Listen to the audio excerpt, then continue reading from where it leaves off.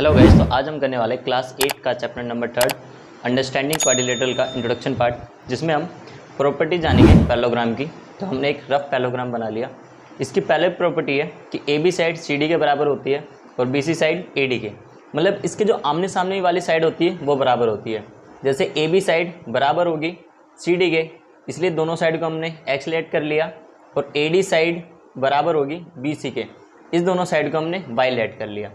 दूसरा यहाँ पर D1 not equal to D2। D1 का मतलब होता है यहाँ पर डायगोनल्स। ये जो डायगोनल्स होती है, इसको जो काटते बाइसेक्ट करते हैं, ये एक दूसरे के इक्वल नहीं होते हैं, ये दोनों अलग अलग होते हैं। अगर ये डायगोनल्स की वैल्यू x है तो इस डायगोनल्स की वैल्यू y होंगी। इसलिए जो पैरेललोग्राम के डायगोनल्स होते हैं वो नॉट इक्वल होते हैं, एक दूसरे के इक्वल नहीं होते। इसकी थर्ड प्रॉपर्टी है कि इसके जो आमने सामने वाले एंगल होते हैं, अपोजिट एंगल होते हैं, वो हमेशा बराबर होते हैं।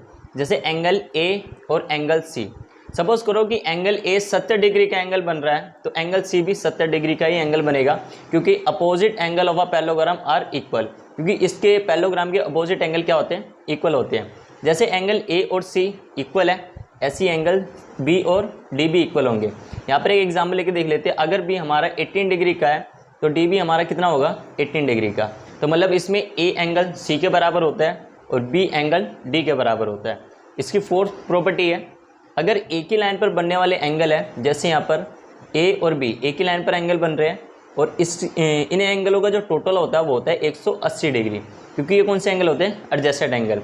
एंगल A और एंगल B टोटल कितना होगा? 180। अब ये दोनों भी बन रहे थे, यहाँ पर भी एक ही लाइन पर दो एंगल बन रहे हैं जिसका नाम है B और C। अब B और C का भी टोटल कितना होगा? यहाँ पर 180। ये भी क्या होंगे? Adjacent angle. और C और D भी एक ही लाइन पर बन रहे हैं, तो इन दोनों का भी टोटल कितना होगा? 180। तो यहाँ पर C और D का भी टोटल कितना होगा? 180, क्योंकि ये क्या है? ये भी एडजेसेंट एंगल है, और ऐसे ही A और D भी क्या है? एक एडजेसेंट एंगल है।